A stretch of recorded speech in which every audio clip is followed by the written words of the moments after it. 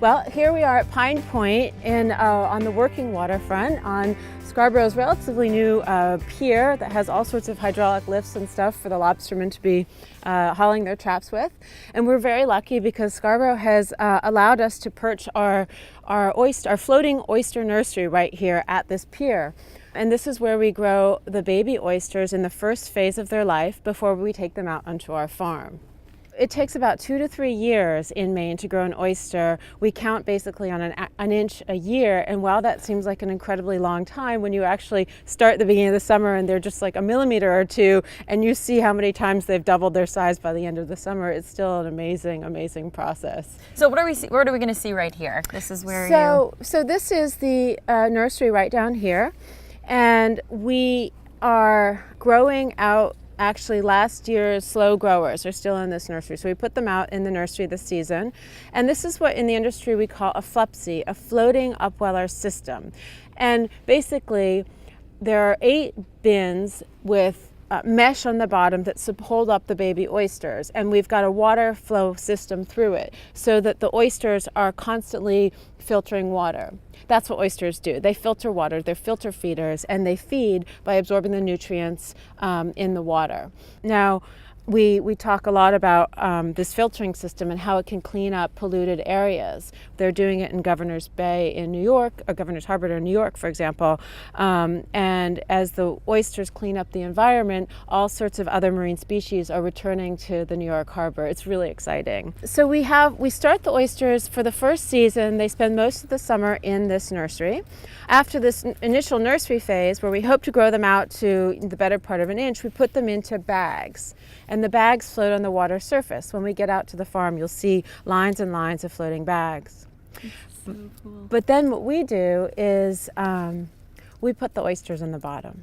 In the oyster industry, we've appropriated a word from the wine industry, which is terroir, which is a French word which refers to the impact an environment has on the species it's growing. So what a lot of people don't appreciate or just don't know is that up and down the East Coast, with very few exceptions, everybody is growing the same species of oysters, which is the Chrysostrea virginica oyster. Now, what makes them different, and we know that everybody's oysters are different because when you go to an oyster bar, you order Damascata oysters or Nonesuch oysters or Blue Points from New York. They're all super different, and what's making them different is the environment that they're growing in. Mm-hmm. So here at Pine Point, we're just a stone's throw from the mouth of the Saco Bay, which is full on brine. All these lobstermen go out and drop their traps. And then we're also at the foot of the biggest estuary in Maine, which is the Scarborough estuary. And so at low tides, a completely different ecosystem is really ushering down on our farm, bringing much fresher water and tons of seagrass. And these two sort of forces are playing out on our farm. So our farm expands up to the river, up to the bridge, and then a little bit beyond it. How do you know where to place them? Well, I've mapped it out on Google Earth. So you are so cool. That doesn't mean it all works. It's 5 years and we're still trying to figure a lot of stuff out. So Abigail, we're here out at the farm now, and you guys were saying how many oysters are all around us right now? So we've got about 600,000 oysters in bags, in gear, and we've got a few 100,000 on the bottom, waiting to finish off and grow and be harvested. So the second and the third sort of steps in the cycle, we go from the nursery to these floating bags. And then how many? And then we put them on the bottom where they finish. And you said you check on them every day? We are out here every day doing something or other, and then all of these bags need to be flipped every week in the crazy fouling season, and then every 2 weeks pretty much other than that, just to keep all of the algae and other growth off of them so that water's filtering through.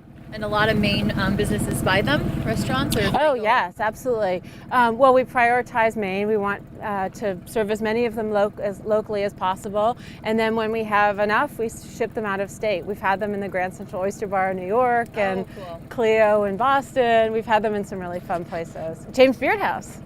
Congrats. Yeah, that was cool. So these are where the adults live? Yep. These are pre-harvested oysters. So they're ready. Yeah. We make it a nice little oyster bar here. Abigail, this is the best oyster bar I've ever seen. Oh, thanks. So you come out and do these tours?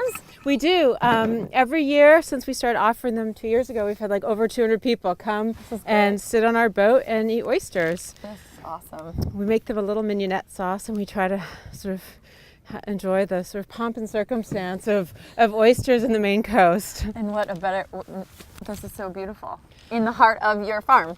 I know, it's fun, and I love doing it, and it's just, people seem so appreciative, and it's just great. It's a wonderful way to communicate with people. Beautiful.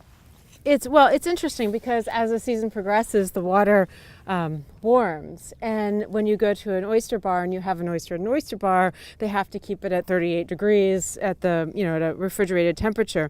Out here, in the summer, the water can be quite warm, so it's often a surprise to people to taste a warmer oyster.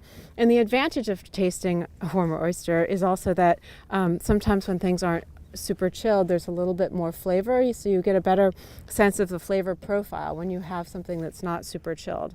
It's like a wine, right? Yeah. If you drink a white wine too cold, then you don't really get the whole enjoyment of all the flavor.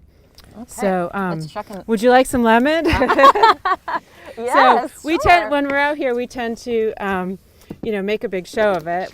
So we make a nice little mignonette sauce here. And mignonette sauce is a lovely way to, it's a lovely complement to an oyster. The little crunch of the shallot and the acidity of the vinegar really complement the salt and the texture of the oyster. I would do It's this that every simple. day. Abigail, thank you so much for putting this spread together before we share with the crew.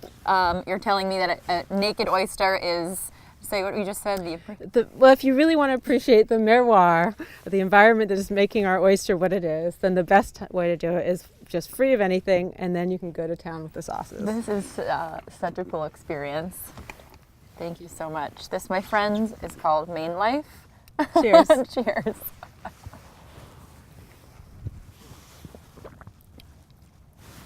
Oh my gosh, so good. Well, our tour throughout Scarborough will continue. This was a great start. As you know, there are a handful of wonderful beaches in Scarborough.